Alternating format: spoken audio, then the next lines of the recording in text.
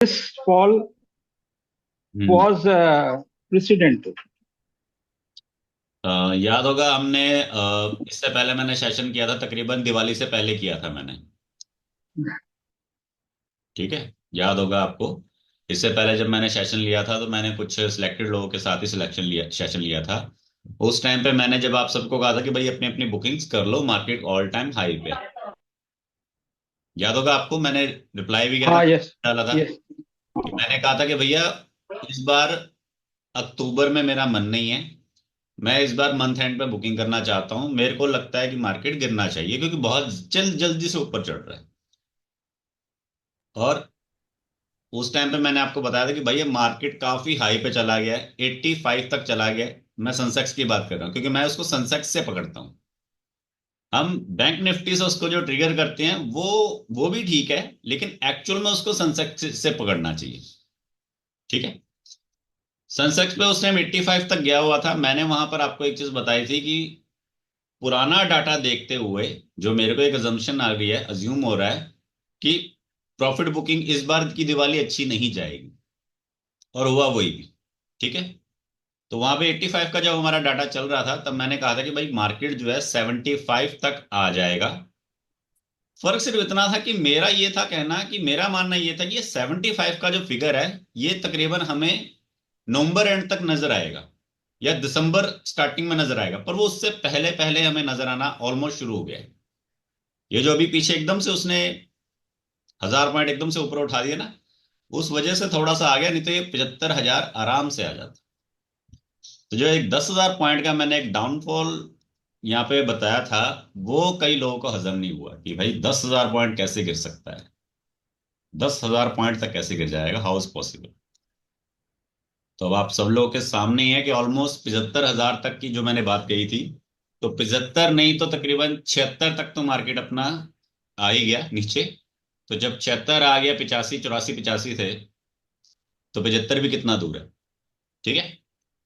तो आज हम कुछ नए टारगेट डिसाइड करेंगे कि अब मार्केट में और कितनी करेक्शन आ सकती है, और अगर मार्केट ऊपर भागता है तो ऊपर जाने के कितने पॉइंट्स हैं और नीचे कितने गिरने के कितने पॉइंट्स हैं। ठीक है।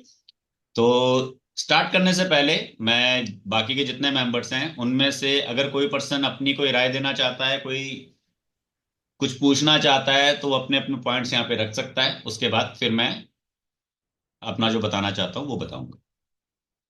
पहले मैं आप सभी लोगों की राय सुनना चाहता हूँ और आप सभी लोगों की क्वारीज सुनना चाहता हूँ। अगर किसी के पास भी किसी तरह की कोई क्वारी है, कोई राय है, क्योंकि मैं बोलूँ उसके बाद आप बोलो तो वो सही नहीं है। पहले आप अपनी अपनी बात कह सकते हैं अगर किसी के पास भी कोई कोई भी कुछ कहना चाहता हो। सर, अभी तो इट लुक्स कि फर्दर थोड़ा और डाउन जाएगा। और यस्टरडे जो एक जो न्यूज़ चल रही है कि यूक्रेन ने अमेरिका की मिसाइल फाइल की है, see this itself will have its impact. ये इसका इम्पैक्ट आने वाला है। And then next event is 23 तारीख का महाराष्ट्र और झारखंड का रिजल्ट। आप में से ये 20 तारीख को हमने सेशन रखना है, ये आज ही हमने सेशन क्यों रखा, जबकि इसके बारे में डेट मैंने आपको काफी टाइम पहले बता दी थी।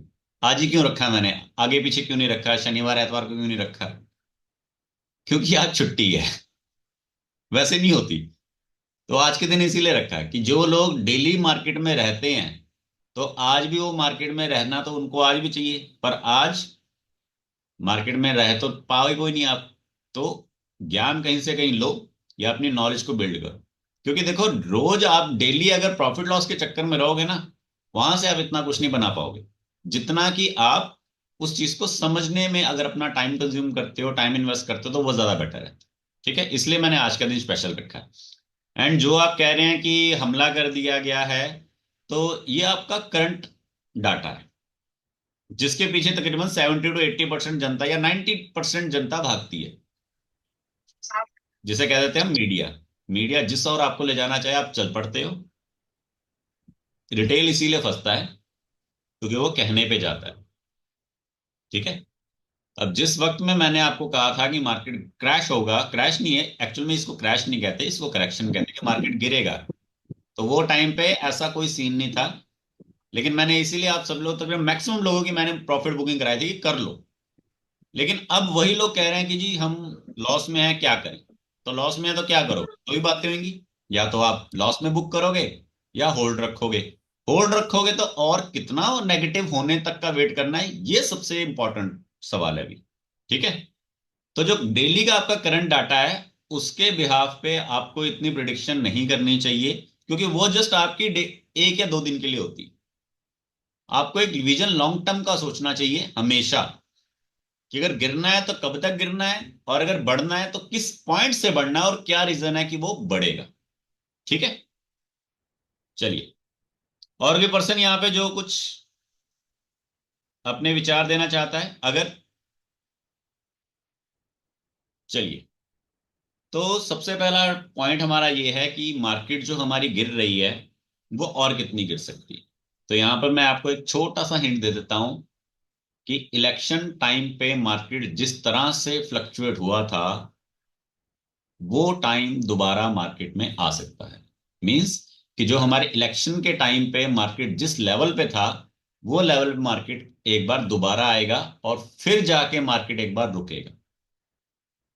जो न्यू इन्वेस्टर अपना पैसा इन्वेस्ट करने की कोशिश करना चाह रहे हैं, वो तकरीबन तकरीबन मोटा मोटा ये जो हमारा जून का टाइम था ना, जब हमारे इलेक्शन हुए थे, उस टाइम के आसपास का डाटा हमारा ये बन सकता है। अब इस टाइम पे डाटा मैं क्यों कह रहा हूं, क्योंकि इस टाइम पे आने के बाद ग्रोथ हमारे यहाँ काफी अच्छी है। लेकिन अच्छी ग्रोथ जो है वो बाद में देखी जाएगी, पहले उसके लिए हमें नेगेटिव चीजों को ध्यान में रखना पड़ेगा। भाई गिरावट कितनी है, तो पहले गिरावट को अगर आप झेल गए, तो जो बाद में प्रॉफिट आएगा, रैली आएगी, वो भी आप आराम से इंजॉय कर सकते हो। ठीक है। तो नेगेटिव अभी मार्केट हमारा तकरीबन जो फर्स्ट लेवल है वो हमारा आएगा जब हमारे चुनाव के टाइम पे जो लेवल चल रहा था। ठीक है। क्योंकि सरकार दोबारा उसी लेवल पे आएगी। ठीक है। अब गिरावट ही आएगी, इसके क्या कारण है। अगर आप जस्ट यूक्रेन उसका युद्ध सोच रहे हो, तो वो बाहर की चीज है, वो बाद में आएंगी। कहते हैं ना, पहले अपने घर में देखो फिर बाहर देखो। तो सबसे पहले अगेन, जून जुलाई के टाइम पे हमारी सरकार का इलेक्शंस कब थे, जून जुलाई में। क्या था ना, जून में हुआ था। तो मई जून के टाइम पे जो आपके घर की चीजों के भाव थे ना, आज वो उससे 20-30% या डबल है। समझ पा रहे हो मैं क्या कहना चाह रहा हूं। पहले लोकल लेवल पे देखा जाता है, उसके बाद बाहर के लेवल पे देखा जाता है। दोबारा समझाने की कोशिश करता हूं। मई जून के टाइम पे जब हमारी गवर्नमेंट नई बन रही थी, उस टाइम पे देश में या आम आदमी के पास पैसा था, गरीबी इतनी नहीं थी। ठीक है। महंगाई इतनी नहीं थी। अगर जो लोग डेली रूटीन्स की चीजें बाय करते हैं, वो इस चीज को थोड़ा सा रिलेट कर लेंगे कि जो आपकी डेली रूटीन की चीजें हैं, लाइक आपकी वेजिटेबल्स, आपके फ्रूट, और आपके जो घर में इस्तेमाल होने वाले ऑयल वगैरह हो गए या ड्राई फ्रूट्स वगैरह हो गए, उनके अंदर काफी ज्यादा इजाफा हुआ है, महंगाई काफी बढ़ी है। ठीक है। तो चाहे स्टॉक मार्केट ले लो, चाहे इंडियन मार्केट ले लो, चाहे आप बैंक ले लो, चाहे एक्सवाइजेड कुछ भी ले लो, 90% का क्राइटेरिया जो है वो मिडिल क्लास का है, और वो बैकबोन है। और उसको फर्क किस चीज से पड़ता है, उसको इस बात से फर्क नहीं पड़ता कि देश के बाहर क्या हो रहा है, उसको इस बात से फर्क पड़ता है कि मेरा घर कैसे चल रहा है। एक और आपको सर्वे के अकॉर्डिंग बताता हूं, इस बार दिवाली में खर्च नहीं हुआ है, क्योंकि पैसे थे ही नहीं लोगों के पास। इस बार लोगों ने न्यू ईयर पे प्लानिंग की ही नहीं, कहीं बुकिंग ही नहीं करवाई। मेरे कुछ नोन है जो ट्रैवल कंपनी में काम करते हैं, तो वो कह रहे हैं कि भैया इस बार सेल ही नहीं आई है हमारे पास। अब एक आम आदमी ट्रैवल कंपनी से रिलेटेड बातें नहीं कर सकता, क्यों, क्योंकि कोई लेना देना ही नहीं है। लेकिन अगर आपके रिलेशन में कुछ लोग हों, जैसे मान लीजिए आप अलग अलग एरिया के लोगों के साथ दोस्ती बनाओ, कोई स्टॉक से हो, कोई रेलवे से हो, कोई गवर्नमेंट से हो, कोई ट्रैवल से हो, कोई दूसरी करेंसी में डील करता हो, तो आपको ग्लोबल लेवल पे चीजें पता लगेंगी। उसने बताया कि इस बार ट्रैवल में बहुत कम हमारे पास डाटा आया है, कि हम सेल नहीं कर पा रहे, हमें पीछे प्रेशराइज हो रहा है कि लोगों के पास पैसा ही नहीं है घूमने फिरने के लिए। घूमने फिरने के लिए पैसा नहीं है मीन्स सिर्फ खाने पीने जोगा है। अब खाने पीने के लिए जो पैसा है, तो अब वो क्या दिख रहा है, कि पहले जो आदमी तकरीबन 4-5 किलो चीज खरीदता था, अब वो सिर्फ 1-2 किलो खरीद रहा है। पहले जो आपका खर्च होता था कि भाई मेरे को 10,000 रुपये एकदम खर्च करना है, अब आप 10,000 से 4 या 5,000 या फिर आप 7-8 हजार पे आ गए। मीन्स कि हमारे पास अंदर अंदर पैसा नहीं है। ठीक है। सेकंड पॉइंट जो ये है कि मई जून के टाइम पे मान लीजिए हमारी अगर गरीबी जो है अगर वो 3 या 4% की थी, या महंगाई जो है अब वो काफी हद तक उससे ऊपर बढ़ चुकी है। और अगर आप लोग न्यूज को ध्यान से सुनते हो, रिकग्नाइज करते हो, तो काफी टाइम पहले आरबीआई का एक इंटरव्यू आया था जिसमें उन्होंने कहा था कि हम महंगाई पे काबू कर लेंगे। मतलब महंगाई है, सिर्फ उन लोगों को नहीं दिखती जो खुद नहीं खरीदने जाते, लेकिन जो लोग खरीदते हैं उनको जरूर दिखती है। अगर आप खुद से सामान नहीं खरीद रहे हो तो ये तो आपको पता होता होगा ना कि भाई पैसे खत्म हो रहे हैं फटाफट। बच्चों के स्कूल की फीसें कितनी बढ़ती जा रही हैं, ठीक है। राशन खाने पीने की चीजें कितनी बढ़ती जा रही हैं, रेंट्स बढ़ते जा रहे हैं, हर चीज बढ़ती जा रही है, टैक्सेस भी बढ़ाने शुरू कर दिए धीरे धीरे। तो यहां से क्या है, जो मिडिल क्लास वाला बंदा है वो परेशान है।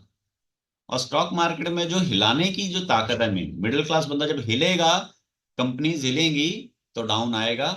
तो मेन यहाँ पे डाउन का जो फर्स्ट रीजन है वो हमारे लोकल लेवल पे है, पहले अंदर से है।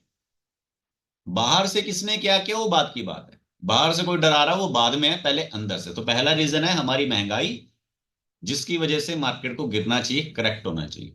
अब सेकंड, महंगाई पे अगर कंट्रोल करना है, जैसे कि गवर्नमेंट कह रही है कि हम कंट्रोल करेंगे करेंगे कर लेंगे, तो महंगाई पे कंट्रोल कैसे होगा? क्या कोई यहाँ पे है जो थोड़ा एक व्यू देना चाहेगा कि भाई कैसे महंगाई पे कंट्रोल हो सकता है? या मान लीजिए सर आपके पास अगर अथॉरिटी है तो आप कैसे उसको कंट्रोल करोगे? सर मनी सप्लाई को टाइट करना। टाइट करना, टाइट मतलब रोक लेना। हाँ, थोड़ा रिस्ट्रिक्ट करेंगे और वो तो टाइट ही है सर।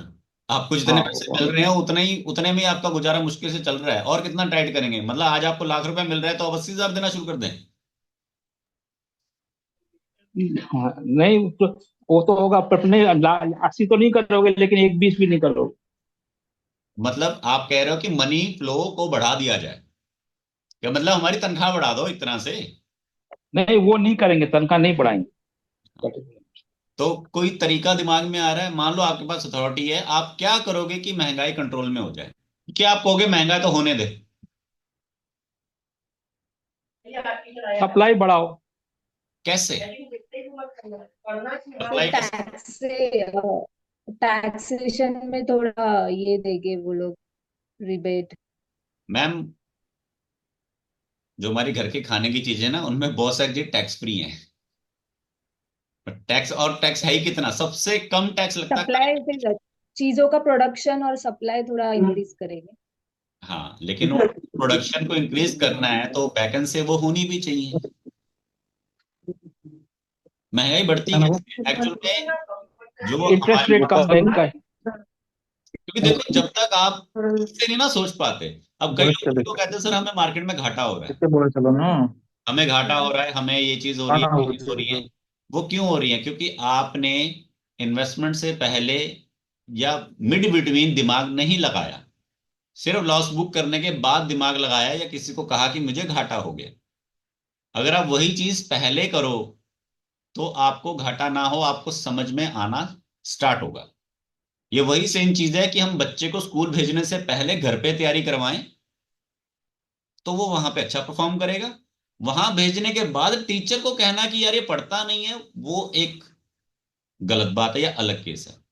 कि हम ये बोले कि नहीं टीचर की जिम्मेदारी है, कि ये वही हो गया भाई हमने पैसा लगा दिया मार्केट में, अब मार्केट की जिम्मेदारी है उसे बढ़ा के देने की, हमने तो बस लगा दिया।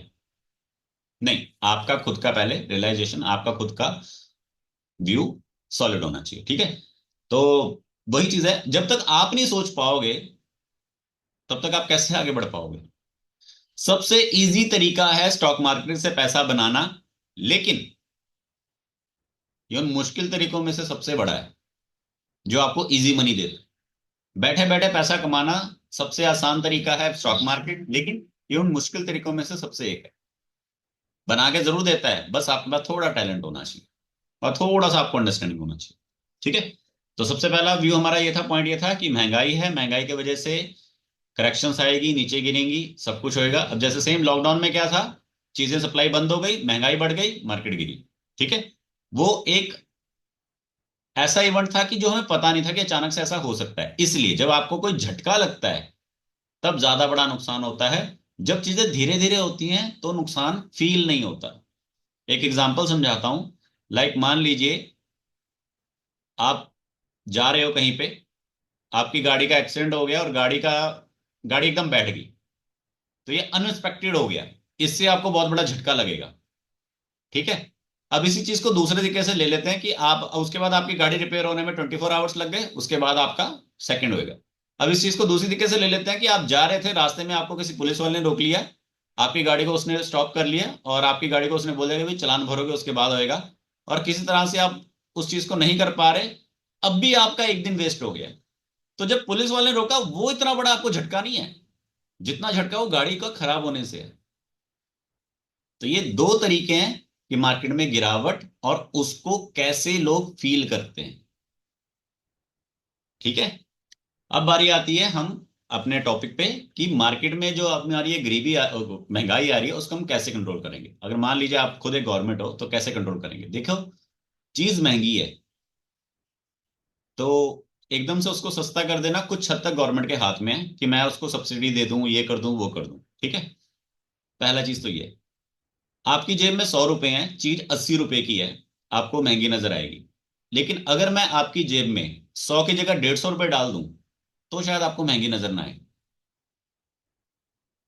पॉइंट है या नहीं है? पर हम एक एक आदमी की जेब में 100 से 150 रुपए नहीं डाल सकते। इन शॉर्ट, इसका मतलब क्या है, आपकी सैलरीज इंक्रीज कर देना। हम आपकी सैलरीज इंक्रीज नहीं कर सकते क्योंकि पता नहीं कौन कहाँ काम कर रहा है, और अगर गवर्नमेंट कर भी दे तो आगे कंपनीज नहीं करेंगी। अब इसका दूसरा तरीका क्या है कि जो लोग ये प्रोडक्ट सप्लाई करते हैं उन लोगों को कोई ना कोई छूट दी जाए, या उन लोगों को अट्रैक्शन दी जाए कि उनके पास लिक्विडिटी ज्यादा आ जाए, उनके पास पैसा ज्यादा आ जाए, जिससे महंगाई को कंट्रोल करने में मदद मिले। ये पॉइंट कुछ समझ में आया?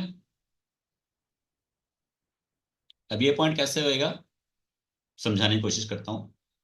आप में से लॉकडाउन में किस किस व्यक्ति का एक या दो ईएमआई की किस्त कम हो गई थी या माफ हो गई थी? याद है किसी को? हुई होगी ना। लोन थोड़ा कम हो गया था, माफ हो गया था, उससे क्या हो गया? अगर आपकी किस्त माफ हो गई, आपका लोन माफ हो गया, तो जो पैसे अब आपके जाने थे वो बच गए। तो अब आपके पास पैसा बच गया, तो अब आप खरीद सकते हो, महंगा नहीं होगा। तरीका समझ में आया? इनडायरेक्ट वे में उन्होंने डायरेक्ट काम किया है। तो अब उसी तरीके को कम करने के लिए अब क्या किया जाएगा, हो सकता है आरबीआई गवर्नमेंट लोन सस्ता कर दे। जब वो लोन सस्ता करेगी तो लोन आम आदमी जो है कितना लेता है, 2 लाख रुपए से लेके मैक्सिमम 2 करोड़ तक। जो बड़े लोग हैं वो तकरीबन 50 लाख से लेके 100 करोड़ तक लेते हैं। तो जब लोन सस्ता होगा तो वो लोन उठाएंगे फटाफट। जब लोन उठाएंगे उनके पास पैसा आ जाएगा, लिक्विडिटी आ जाएगी, तो जो चीज ऑलरेडी महंगी थी वो सस्ती हो जाएगी। ऐसा तो कभी नहीं होता ना कि आप 10 रुपए की चीज खरीद के मार्केट में उसको 50 रुपए की भेजो। हर आदमी अपना फिक्स मार्जिन रखता है कि भैया मेरे को अगर पीछे से अगर महंगा आ रहा तो मैं महंगा बेचूंगा, सस्ता आ रहा तो मैं सस्ता बेचूंगा। 10 की चीज है तो मैं 15 की बेचूंगा, अगर मेरे को आई पीछे से 50 की रही है तो मैं 60 की बेचूंगा। ठीक है, 10 से 15% का मार्जिन हर कोई बीच में अपना रख के चलता है। तो सिर्फ वही चीज आपको समझनी है कि जब तक गवर्नमेंट ऐसा कोई डिसीजन नहीं लेती जिससे वो महंगाई कंट्रोल करने का कोई जरिया निकाले, तब तक ये करेक्शन का पीरियड लोकल लेवल पे चलता रहे। फर्स्ट पॉइंट, माइंड में कुछ रिलेट हुआ, क्लियर हुआ विजन कब तक हो सकती है गिरावट? उसके बाद हमारी रैली सही से आएगी। ठीक है, कितने लोगों को ये चीज रिलेट हुई और समझ में आई?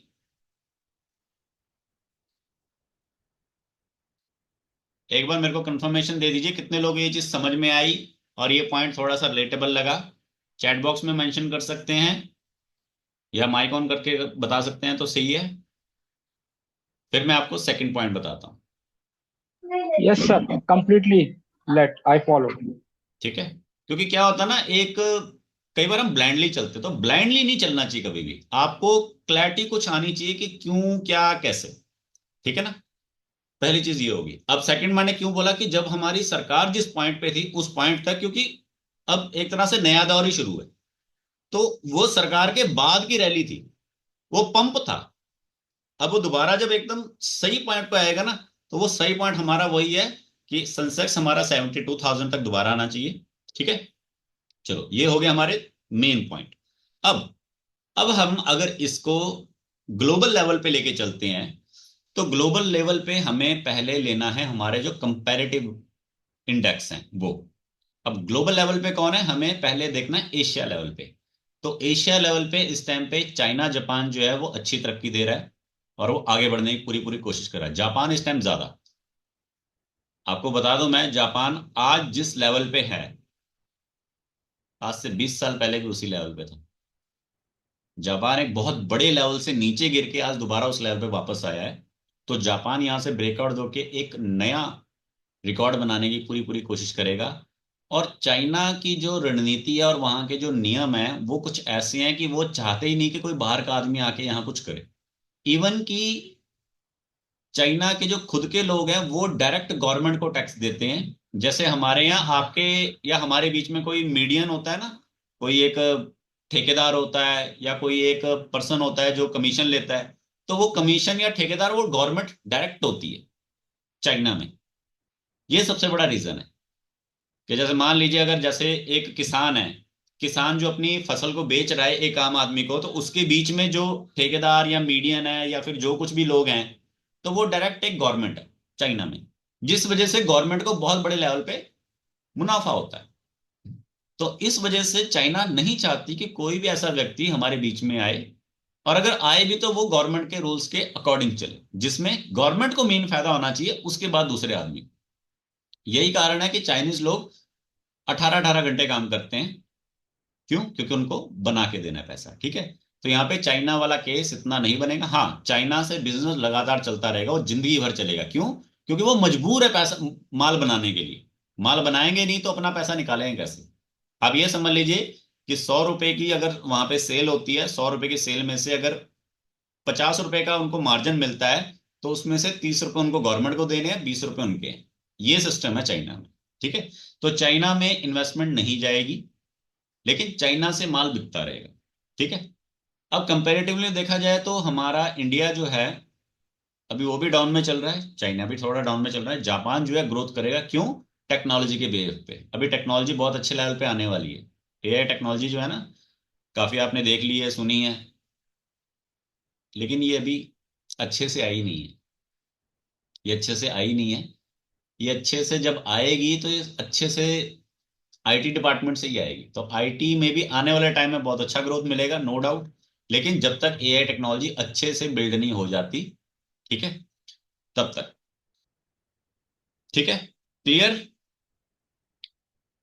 चलिए, अब हमारी बात आती है ग्लोबल लेवल पे। तो देखिए, ग्लोबल लेवल पे मैं आपको अप्रैल अप्रैल के बाद, हाँ, जब हमारे इलेक्शंस थे उस टाइम पे भी मैंने आपको बताया था कि अभी जो हमारे यहाँ पे रैली चल रही है अप्रैल के बाद से लेके जब तक हमारा जून जुलाई का टाइम था, वो हमारी इलेक्शन के बिहाफ पे रैली चल रही थी। कि गवर्नमेंट नहीं चाहती कि हमारी पब्लिक को या किसी को भी ये फील हो कि हम पैनिक में हैं या हम गिर रहे हैं, इसलिए उन्होंने कंट्री को स्ट्रांग दिखाने के लिए स्टॉक को उठा के रखा। लेकिन जब वो अपनी सत्ता में आ गई, उसके बाद से स्टॉक धीरे धीरे गिरना शुरू हो गया। ठीक है, क्योंकि सीधी सी बात है ना, जब हमारा काम निकल गया उसके बाद हम क्या कर सकते हैं।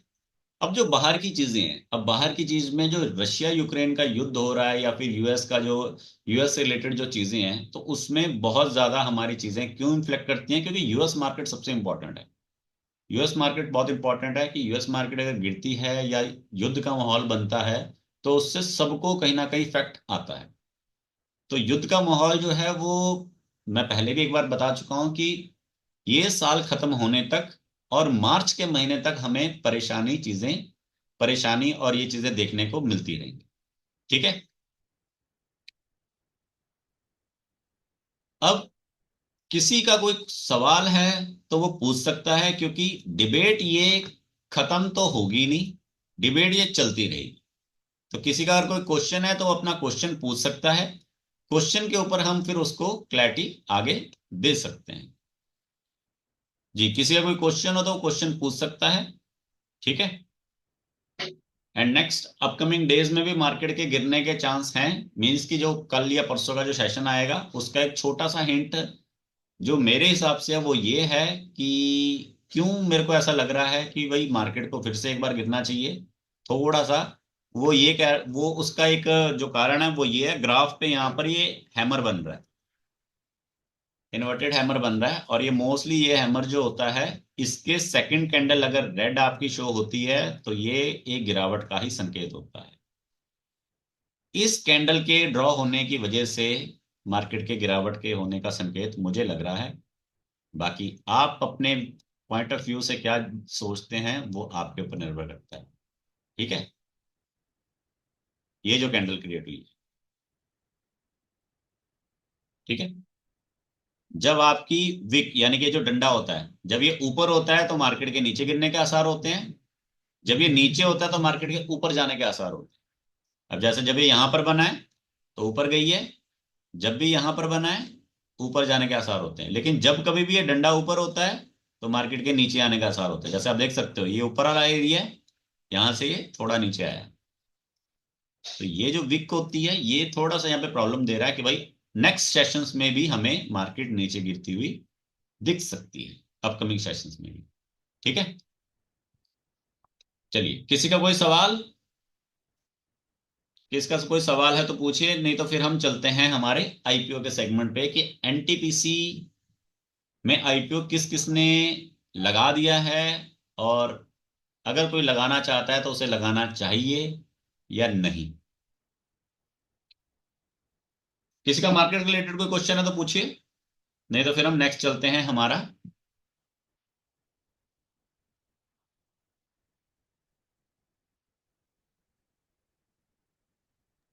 किसी का कोई क्वेश्चन। तो जो मार्केट में अभी जो शेयर लॉस में चल रहे हैं वो होल्ड करने चाहिए या निकलना चाहिए? सर, दो चार को छोड़ के सभी नेगेटिव में चल रहे हैं, हाँ, तो तो आप क्या चाहते हैं। उसको होल्ड ही करना पड़ेगा क्योंकि एवरेज बनाने का भी टाइम नहीं है। सिंपल, वो तो मार्केट मैंने बॉटम स्टार्ट, कहाँ होगी पता नहीं है। बिल्कुल सर, वो तो मैंने स्टार्टिंग में ही आपको बता हम्म, दिया कि भाई हम्म, जिसने प्रॉफिट बुक करना था वो कर लेता, जिसने नहीं किया तो अब वो बैठा है कि भैया अब बस मैं क्या करूं। अब सिर्फ इतना है कि आपका पेशेंस आपकी वो ले रहा है, हम्म, इम्तिहान ले रहा है, आपका सबक ले रहा है, आपको देख रहा है कि भाई किस हद तक आपके अंदर पेशेंस है। ठीक है। अब पर्टिकुलर यहाँ पर ये डिपेंड करता है कि आपके पास अब कौन सा स्टॉक है वो आप जानो, और वो एवरेज कितने पे करना है ये आपको बस पता होना चाहिए। ठीक है। एक छोटा सा एग्जांपल दे देता हूं मैं आप लोगों के लिए। अगर मान लीजिए आपके पास 1 लाख रुपए हैं, ठीक है, आज अभी 1 लाख रुपए हैं आपके पास, ठीक है, तो इस 1 लाख रुपए को आप 3 हिस्सों में डिवाइड करो। ठीक है ना, 35, 35 और 30। समझ पा रहे हो, एवरेज के लिए है ये हाँ एवरेज जी। के लिए। ठीक है ना। हम्म, हम्म, यहाँ पे दो फंडे हैं, पहला एवरेज है, दूसरा है फ्रेश। अगर आपके पास 1 लाख रुपए है अभी किसी भी स्टॉक को एवरेज करने के लिए, तो उसको 3 हिस्सों में आपने इन्वेस्ट करना है, 35, 35 और 30। पहले 35 में जितना डालोगे, मान लीजिए आपने 100 रुपए पे आपने बाई किया या एवरेज किया, 35 पे किया, ठीक है, उसके बाद जब उसको दोबारा बाय करना है तब उसकी वैल्यू 80 रुपये हो जाएगी। अब 80 रुपये पे जब बाय करोगे या 35 पे फिर 35,000 लगाओगे तो अब और अच्छा रेट मिलेगा। जब उसकी वैल्यू और नीचे गिर जाएगी 50 तक, तो अब 30 पे बाय करना है। लेकिन जो इंसान ये सोच रहा है कि भाई मैं स्टॉक को क्यों यहाँ 100 पे बाय करूं, मैं 50 के आने का इंतजार करूं,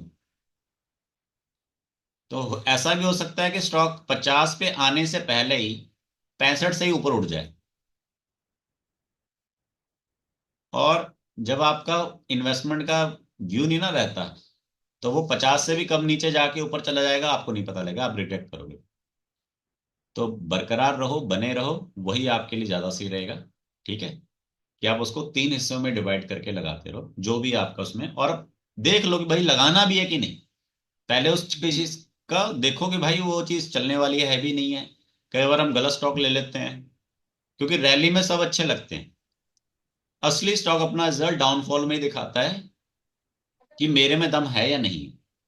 ठीक है, वो कंपनी होती है जो उसको उठाती रहती है। ठीक है, और मार्केट मार्केट जब ऊपर चलेगी तो हर बेकार स्टॉक भी ऊपर चलेगा, लेकिन मार्केट जब नीचे गिर रही है तो हमेशा सबसे पहले बेकार वाले स्टॉक गिरते हैं। पहले आपको फंडामेंटल देखना है, फिर आपको टेक्निकल देखना है, उसके बाद आपको यहाँ पे डिसाइड करना है कि मेरे को कंपनी में बने रहना है, नहीं रहना है, या फिर कितने पे आके मेरे को करेक्शन लेनी है।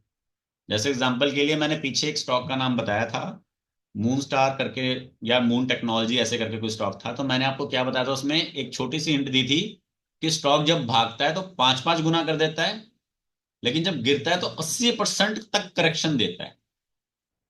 ठीक है, ये एक एग्जाम्पल थी। तो उससे आपको समझना चाहिए कि भाई स्टॉक क्या रणनीति लेके चल रहा है, कंपनी का विजन उसमें किस तरह से है, कि किस लेवल तक वो नीचे गिरता है या किस लेवल तक वो ऊपर उठता है। चलिए, अब नेक्स्ट हम बात करते हैं आईपीओ की। तो एनटीपीसी में पहले मैं जानना चाहूंगा आप में से किस किस ने इन्वेस्ट किया है या जो करने की सोच रहे हैं। अभी तो नहीं किया सर, सोच रहे हैं लेकिन अभी डिसाइड नहीं कर पा रहा, क्योंकि इसका जीएमपी जो है बहुत कम है। नीली है ऑलमोस्ट जीएमपी जो है। ठीक है, तो जिसका जीएमपी ज्यादा होगा उसमें इन्वेस्ट कर दोगे। नहीं, उसमें थोड़ा सा क्वेश्चन हो जाता है, अगर मतलब 50% से ऊपर जीएमपी है तो वो थोड़ा क्वेश्चन रहता है। अगर कम जीएमपी आ रहा है 20% 15%, तो वो तो बराबर भी हो सकता है, वो रिस्की हो जाता है थोड़ा। नहीं, मैंने ये कहा कि अगर किसी का जीएमपी ज्यादा अच्छा हो तो क्या आप आदमी उसमें इन्वेस्टमेंट कर देते हैं या कर लेते हैं, या क्या है नहीं, मतलब। फंडामेंटल भी देखने पड़ते हैं कंपनी के। ले दे के वही होगा कि हमने कंफ्यूज ही रहना है और हमने ना नुकर में ही रहना है, तो ऐसा नहीं होता सर। अगर इन्वेस्टमेंट करनी है तो करनी चाहिए, नहीं करनी है तो उसमें वो नहीं निकालनी चाहिए। तो वही है, अगर आपके पास पैसे ही 1 लाख रुपए हैं तो आप क्या करोगे, आप नए फ्रेश बाय करोगे या एवरेज करोगे। कई बार आदमी कहता है मेरे पास है 1 लाख, लेकिन वो यहाँ वहां लगा लोगों के वो 5 लाख तक पहुंच जाता है।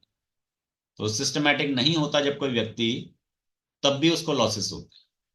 ठीक है, तो यहाँ पे जितने लोग भी जीएमपी सॉरी एनटीपीसी में इन्वेस्टमेंट करना चाह रहे हैं, तो मेरी सलाह उनको यही है कि आप फिलहाल एक लॉट लें। ठीक है, एक लॉट लो, और ग्रोथ कितनी इसमें आएगी और नेगेटिव कितना इसमें आएगा, ये कुछ लोगों के साथ मैं ऑलरेडी शेयर कर चुका हूं। अगर उनमें से कोई व्यक्ति यहाँ पे बैठा है तो वो बता सकता है। ठीक है, कि जी एनटीपीसी का क्या सीन या व्यू हो सकता है। और हाँ, एक और चीज, एनटीपीसी से उम्मीदें काफी लोगों को नहीं है, लेकिन जैसे हुंडई का आईपीओ था ना, किसी को उम्मीद नहीं थी। तो क्या हुआ, कुछ हुआ, लॉन्च उतने पे ही हुआ। वो बात है, उस टाइम से लेके आज तक जो उसका बना वो अलग बात है। ठीक है, क्योंकि अब तक तो सारे गिरे पड़े हैं। तो गिरावट इतनी ज्यादा नहीं आएगी, ये मेन आपको यहाँ पे मैं समझाने की कोशिश कर रहा हूं कि गिरावट इतनी ज्यादा नहीं आएगी। हाँ, जब तक गवर्नमेंट कोई डिसीजन नहीं लेती तब तक इसमें ग्रोथ नहीं आएगी। पर हो सकता है अभी 108 रुपए का शेयर है, गिरावट में 90 तक आ जाए, 80 तक भी आ जाए। लेकिन बाद में आप जब इसको सोचो खरीदने का, तब आपको 120 का मिले या 150 का मिले। लेकिन अगर गिरावट में आपके पास होगा स्टॉक तभी तो नजर में आएगा, नहीं तो नजर में ही नहीं आएगा, क्योंकि जब तक आप सोचोगे कि भी इसको लेना है, तब तक कम से कम 50 स्टॉक और लिस्ट हो चुके होंगे।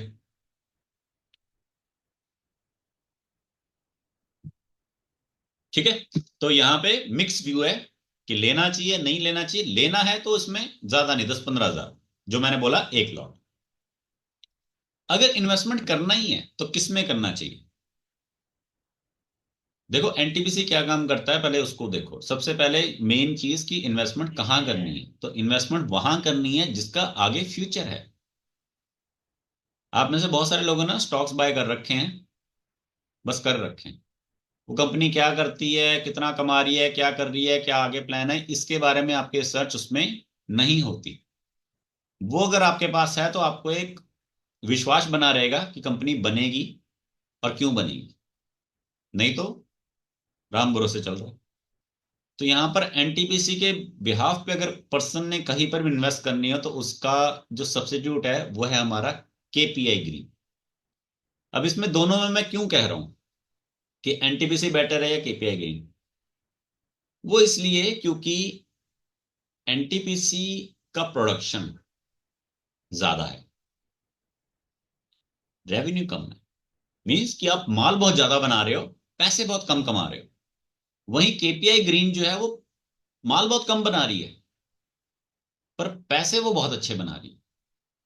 तो यहाँ पे सबसे इंपॉर्टेंट चीज होता है कि भैया पैसे कितने बन रहे हैं, माल कितना बना रहे हो उससे मतलब नहीं है, पैसे कितने बना रहे हो। अगर आपने अभी आज का मेरा व्यू जानना चाहते हो नेक्स्ट 3 to 6 मंथ के लिए, तो मैं जाऊंगा केपीआई ग्रीन के साथ। लेकिन अगर आप कह रहे हो कि व्यू नेक्स्ट 2 ईयर के लिए, तो मैं जाऊंगा एनटीपीसी के साथ, क्योंकि एनटीपीसी बाद में जब गवर्नमेंट और इसको पुश करेगी तो ये ऊपर उठाएगी। बट 100 का शेयर है तो इसकी 100 की आप 500 की उम्मीद मत रखिए। हाँ, 100 का तुम्हारा 200 हो जाएगा, 250 हो जाएगा, क्योंकि गवर्नमेंट के शेयर ज्यादा नहीं बढ़ते। ये चीज आपको पता होनी चाहिए। कोई भी शेयर जो गवर्नमेंट का है वो कभी ज्यादा नहीं बढ़ता। ये बात मालूम है सभी को? या आप में से कोई इंसान किसी को ये भी लगता है कि भाई इसमें भी कुछ है कि नहीं भी एनटीपीसी किस दिन 1,000 रुपये का हो जाएगा? लगता है किसी को ऐसा कुछ? कोई भी शेयर बता दो जो 1,000 रुपए की रेंज का हो लेकिन वो गवर्नमेंट का हो। शायद एक दो शेयर हो भी जाएंगे पर वो पता नहीं कब से बैठे होंगे। ठीक है, तो मेन चीजें इन चीज का ध्यान रखो। ठीक है, जैसे आईएक्स है, ठीक है, आईएक्स गवर्नमेंट का शेयर है कितना, 150 के आसपास। ठीक है, इसके अलावा क्या है आपका ओएनजीसी है 250 के आसपास। ठीक है, एनएमडीसी है 200-250 के आसपास। तो वही है कि ये शेयर कुछ 100 पे शेयर है आएगा, हॉल। 200 तक आ जाएगा मैक्सिमम। ठीक है, तो हमेशा अपने पैसे का इन्वेस्टमेंट सोचो कि भैया मेरे को इसमें से कितना बनाना है। किसी गवर्नमेंट का या किसी पर्टिकुलर स्टॉक के साथ इतना रिलेशन नहीं बना के रखना कि भाई यही है सब कुछ। ठीक है, अब अगर एनटीपीसी में इन्वेस्टमेंट नहीं करनी तो कहाँ करनी चाहिए? तो इसके लिए मैं आपको दो आईपीओस अपकमिंग जो हैं वो बताता हूं, लेकिन उसमें पैसे थोड़े अच्छे लग जाएंगे। ठीक है, पहला आईपीओ है आपका बायोडीजल का। अब एनटीपीसी ग्रीन सुन के आपको भी पहले लग रहा होगा कि यार ग्रीन एनर्जी के ऊपर है तो ये तो आने वाले समय का है।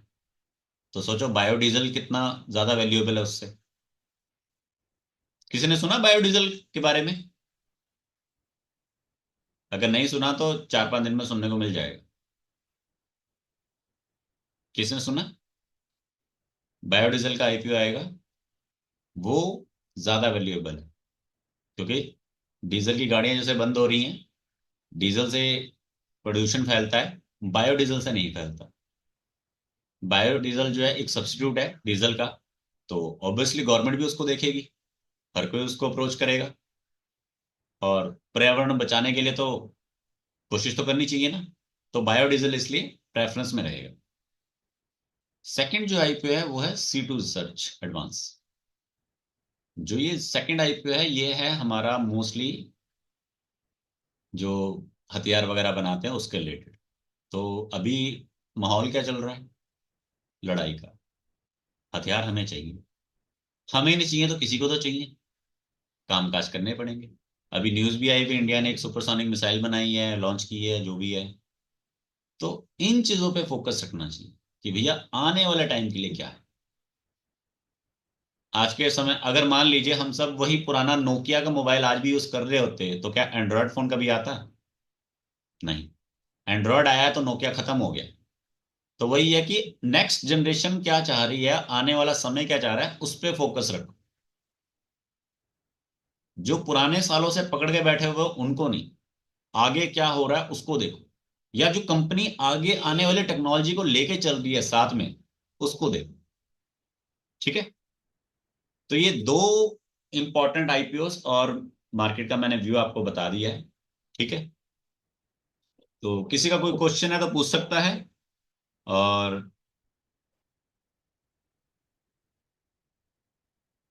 किसी का कोई क्वेश्चन है तो पूछ सकता है।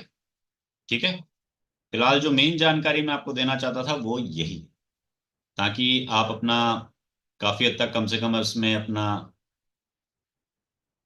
समझदारी से इन्वेस्टमेंट करें। ठीक है, एंड एक और चीज की,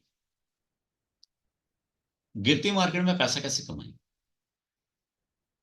तो आप सभी लोगों को मैं स्टार्टिंग से बता रहा हूँ कि भैया मार्केट गिर रहा है, और आपको दिख भी रहा है कि मार्केट गिर रहा है। कई बार क्या होता है ना, हमें दिख रहा है ये हो रहा है और हम उसे देखते रहते हैं कि ये हो रहा है, और जब हम वो हो जाता है फिर हम कहते हैं देखो हो गया।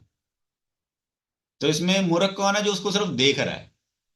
वो एक्चुअली में देख रहा है, मजे ले रहा है, कुछ नहीं कर रहा है, लेकिन बाद में उसको अफसोस करता है। यार अफसोस करने की क्या बात है, जब तुम तो आप देख के मजे ले रहे हो, अफसोस क्यों कर रहे हो। हाँ, तुमने कोशिश की, तुमसे नहीं हुआ, तब तुम अफसोस अफसोस करो। तो स्टार्टिंग से डे वन से अगर कोई इंसान मार्केट गिर रहा है डाउन साइड में ही इन्वेस्टमेंट करे, तो उसके क्यों नहीं पैसे बनेंगे। आप में से कितने लोग हैं जिनके आप तकरीबन मोस्टली जितने लोगों में इन्वेस्टमेंट है, हर किसी की मार्केट की वैल्यू नीचे गिरी है। अगर मान लीजिए आप सबके 1 लाख रुपए इन्वेस्टेड हैं, तो मोटा मोटा ये मान के चलते हैं कि 20% तक नेगेटिविटी आ चुकी है, 5% से लेके 20% तक। सही है, कम से कम इक्विटी स्टॉक्स में। क्यों है, आया ना, आ गई ना। तो उतनी ही वैल्यू अगर उसको स्प्लिट करके, ठीक है ना, उतनी ही वैल्यू अगर उसको स्प्लिट करके डेली में आप डाउन साइड पे इन्वेस्ट करें, तो जितने का आपको आज लॉस हो चुका है उतने पैसे आप मार्केट से रिकवर इजीली कर सकते हैं। वो तो तब भी लॉस हो ही रहे हैं। समझ में आ रहा है, इक्विटी में तो लॉस तब भी हो ही रहे हैं।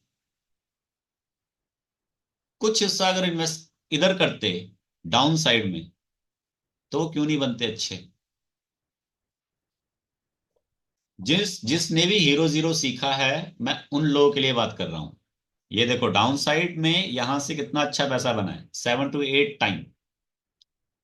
अगर 2,000 भी लगाए हैं तो 2,000 का 15,000 बना है, और अगर जिसके 10,000 लगाए हैं तो 70,000 बन गए, और अगर 1,000 रुपया लगाया तो 7,000 बना। तो क्या 1,000, 2,000, और वैसे आपकी इन्वेस्टमेंट कितनी है, 1 लाख रुपए मिनिमम होगी किसी की भी। तो 1 लाख के ऊपर 20% तो नेगेटिव हो ही चुका है, 5-7% और हो जाएगा।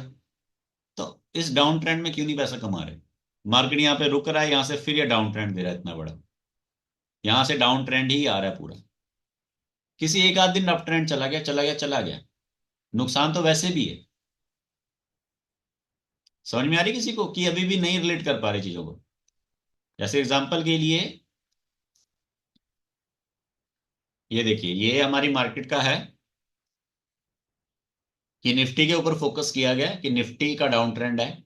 निफ्टी का डाउन ट्रेंड क्यों फोकस किया गया, क्योंकि निफ्टी ने कल की डे में अपना हीरो जीरो देना है। तो जब 2 बजे के बाद की जो मार्केट को टैकल करना है, वो आगे वाली की जाती है, सेम डे वाली नहीं, क्योंकि सेम डे वाली तो जीरो हो जाएगी। ठीक है, और ये क्यों पुट की साइड में रखा, क्योंकि डे वन पे स्टार्टिंग में मॉर्निंग में काफी हाई चला गया था। तो उससे ऊपर और कितना जाएगा, अगर निफ्टी 250 पॉइंट ऊपर चला गया है तो 250 से और कितना जाएगा, 300 मैक्सिमम। लेकिन नीचे कितना आ सकता है, कम से कम 100 मैक्सिमम, उतना ही। तो ये उतना ही पॉइंट नीचे गिरा था। इसके पहले 550 की पुट बैंक निफ्टी की, तो ये भी सेम आप देख सकते हो उसी टाइम पे। और आप लोगों को दोनों टाइम पे मैंने क्या सजेशन दिया था, विक्स पे फोकस करो। विक्स के ऊपर मैं कई बार बोलता हूं कि वॉलेटिलिटी चेक करो, उससे पता लगता है कि कितनी घबराहट आ रही है, कितना ज्यादा इसके ऊपर प्रेशर आ रहा है कि ये ऊपर या नीचे जाने की तरफ आ रहा है। क्योंकि आज के टाइम की जो मार्केट है वो रिटेल की नहीं है, हम जैसे आम लोगों की मार्केट नहीं रही।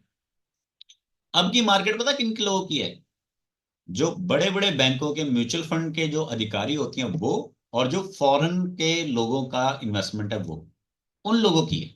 वो लोग आपस में एक दूसरे को इन्वेस्ट करके लालच दिखा के या तो मार्केट में से पैसा ऊपर की तरफ बना रहे हैं या नीचे की तरफ बना रहे हैं, उसमें आपको स्मार्ट बन के बीच में से अपना मार्जिन निकाल। ठीक है, तो ये वो तरीका है। अब एक सेशन में या एक दिन में ये तरीका आप नहीं सीख सकते, लेकिन अगर आप मेहनत कर रहे हो, फोकस कर रहे हो, कंटिन्यू रह रहे हो, तो आप इसको सीख जाओगे, समझ जाओगे। ठीक है। अब पर्टिकुलर मैं कुछ स्टॉक्स के ऊपर, मेरे को एक नेम आया है। ठीक है, तो मैं उन स्टॉक्स का थोड़ा देखना चाहता हूं कि वो स्टॉक्स का क्या बनेगा। जैसे कि मेरे को यहाँ पे पूना वाला फिनकॉप के बारे में बताया गया है कि पूना वाला फिनकॉप जो है,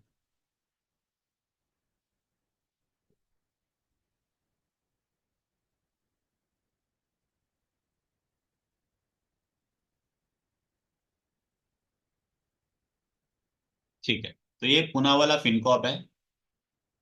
तो क्लाइंट की पूना वाला फिनकॉप में इन्वेस्टमेंट है, तो वो जानना चाहते हैं कि इस स्टॉक को मैं एवरेज करूं तो कितने पे करूं।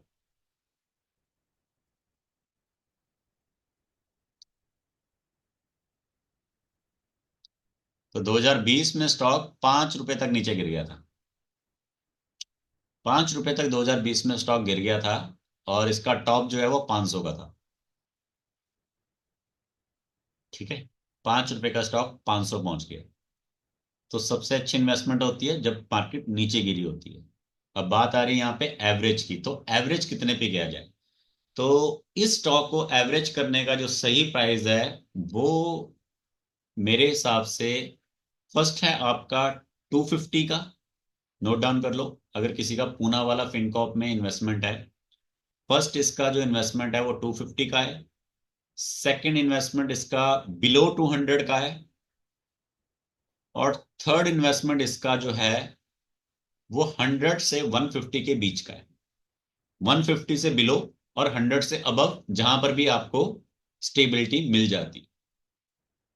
ठीक है, 100 से नीचे स्टॉक नहीं गिरेगा। और अगर गिर भी गया, अगर गिर भी गया तो फिर क्या करना है, तो उसके लिए हम एक बार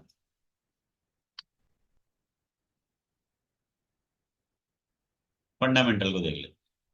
भाई ये काचे माचे कौन मार रहा है।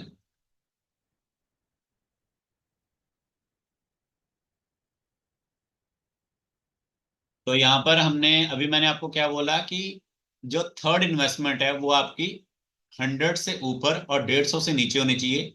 तो स्टॉक का ग्राहम नंबर 113 है। मींस की जो 100 से ऊपर और 150 से नीचे जो मैंने आपको बोली बात, वो इसके अकॉर्डिंग फुलफिल बैठ रही है कि स्टॉक यहां से आपको बहुत अच्छा पुल बैक दे देगा। अगेन आपको यहां से दोबारा इस अपने टॉप हाई तक का प्रॉफिट बना के दे देगा। यहाँ पर एक नेगेटिव चीज क्या है कि प्रॉफिट ग्रोथ उसकी बहुत कम है, अभी के हिसाब से भी तभी गिर रहा है। ठीक है, बुक वैल्यू 104 है, ग्राहम नंबर 113 है, तो वही चीज ग्राफ को देखते हुए मैंने आपको बताई। अब हम इसके फंडामेंटल देख रहे हैं, तो फंडामेंटल देखते हुए ये चीज पता लग रही है। ठीक है, तो यहाँ पर स्टॉक तकरीबन जो मैंने आपको एक क्राइटेरिया बताया उसके अकॉर्डिंग ठीक है। ठीक है, और अगर आपको कंपैरिजन में देखना हो, क्योंकि स्टॉक्स का आपको कंपैरिजन भी कर लेना चाहिए, तो कंपैरिजन में अगर देखना हो तो ये रहा आपका पूना वाला के साथ अगर कंपैरिजन में देखो, तो बाकी की जितनी भी कंपनी है वो सब महंगी है, सिर्फ एक जियो फाइनेंशियल सस्ती है। ठीक है, लेकिन जियो फाइनेंशियल उतनी नीचे नहीं गिरेगी, और अगर गिर गई तो उतनी ऊपर नहीं आ पाएगी। ठीक है, उसका रीजन क्या है कि जियो फाइनेंशियल का पी रेशो बहुत ज्यादा है। पूना वाला का भी ज्यादा है, पर जियो फाइनेंशियल से बहुत ज्यादा, जियो फाइनेंशियल का बहुत ज्यादा है। तो अगर इस एरिया में देखा जाए तो पूना वाला बेस्ट है।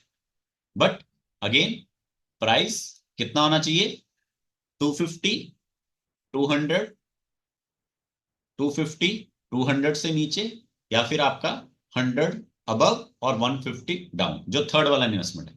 एक्चुअली जो थर्ड वाला इन्वेस्टमेंट है जिसमें आपके सबसे कम पैसे इन्वेस्ट होते हैं और सबसे ज्यादा पॉइंट्स आपको मिलते हैं, वो आपके लिए मेन होता है। और यहां पर मैंने 3 व्यू क्यों दिए हैं किसी भी स्टॉक को एवरेज करने के लिए, वो इसलिए कि मेरा मानना है कि मार्केट मार्च के महीने से अप ट्रेंड में जाएगा, मेरा मानना है।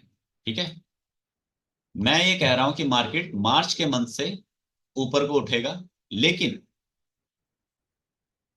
ऐसा भी हो सकता है कि ये जो बिकवाली का दौर चल रहा है ये जनवरी में ही स्टार्ट हो जाए दोबारा। ठीक है, मार्च के महीने से मैंने इसलिए किया है कि गवर्नमेंट का जो सपोर्ट है हमें वो मार्च के महीने में मिलेगा, या फरवरी के महीने में हमारे को क्लियर हो जाएगा कि गवर्नमेंट क्या कह रही है, किधर कर रही है, जब हमारा बजट वगैरह जो भी आता है उसमें। ठीक है, और मोस्टली मैंने कई बार नोटिस किया है कि दिसंबर एंड में और जनवरी में या तो प्रॉफिट बुकिंग्स होती हैं या तो न्यू इन्वेस्टमेंट्स आती हैं। तो बिकवाली तो हमारी काफी टाइम से चली रही है, हो सकता है इस बार जो इन्वेस्टमेंट है वो जनवरी में आ जाए या दिसंबर एंड में क्रिसमस में आ जाए। ये वो कारण है जिसलिए मैं आपको कह रहा हूं कि आपको 3 लेवल में इन्वेस्टमेंट करनी है। ऐसा भी हो सकता है कि मार्केट ये जो गिर रहा है ये इस लेवल को छूने से पहले ही ऊपर उठ जाए। तो ये हमारा सिनेरियो 1 है। सिनेरियो 2 है कि इस मार्केट को नीचे क्रॉस करके ऊपर उठ जाए, सिनेरियो 2। और सिनेरियो 3 जो है मेरा वो ये है कि मार्केट इस तीसरे लेवल तक आ जाए और फिर रुक जाए और उसके बाद ऊपर उठे, क्योंकि मार्केट तब ऊपर उठेगी जब फॉरेन के इन्वेस्टर्स यहां इन्वेस्ट करेंगे। अगेन अब आपको एक और चीज लास्ट बता देता हूं कि फॉरेन के इन्वेस्टर कब इन्वेस्ट करेंगे।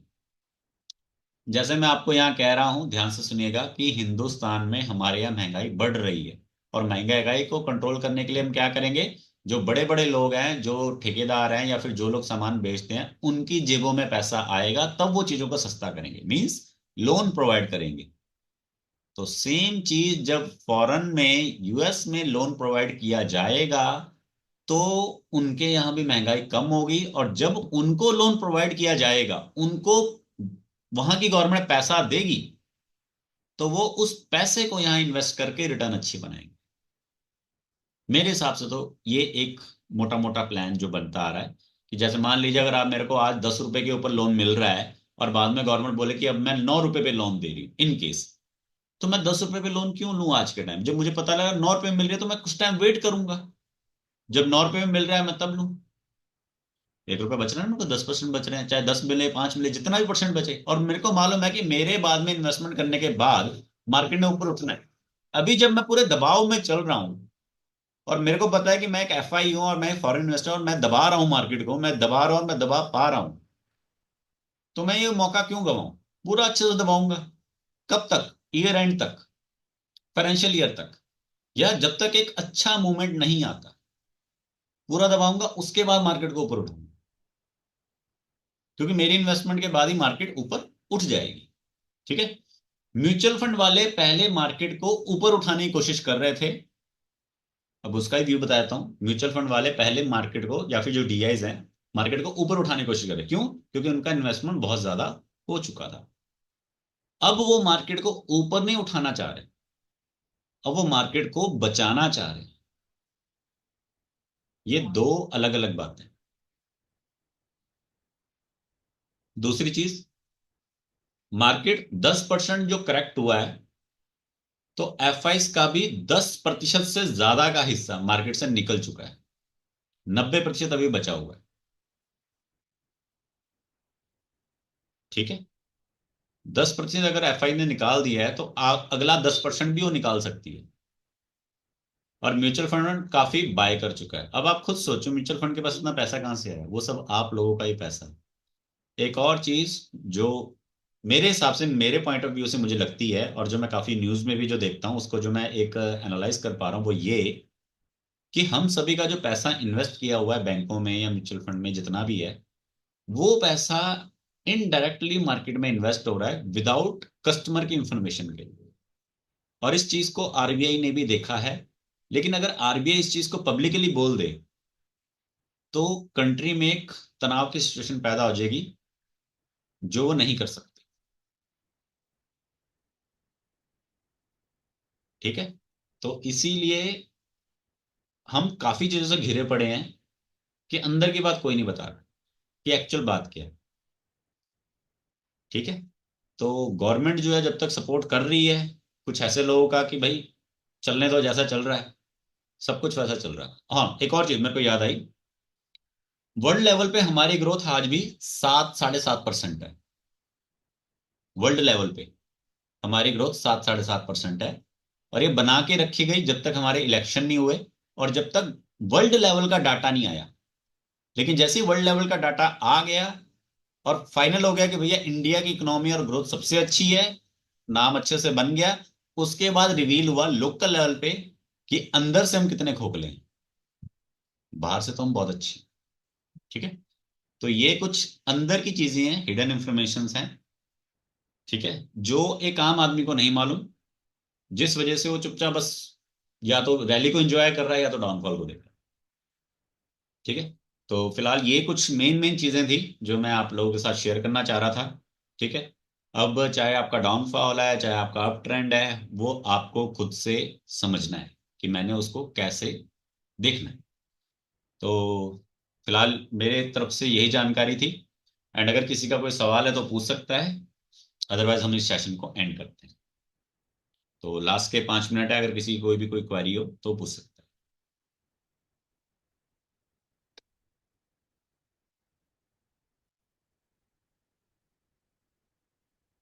किसी का कोई सवाल है?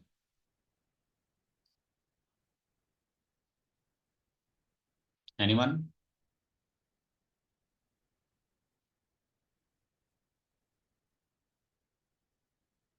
ओके, ठीक है। तो फिलहाल हम इस सेशन को एंड करते हैं, और जिसकी भी कोई क्वेरी या क्वेश्चन हो वो मेरे को टेक्स्ट कर दें। Thank you everyone for this session.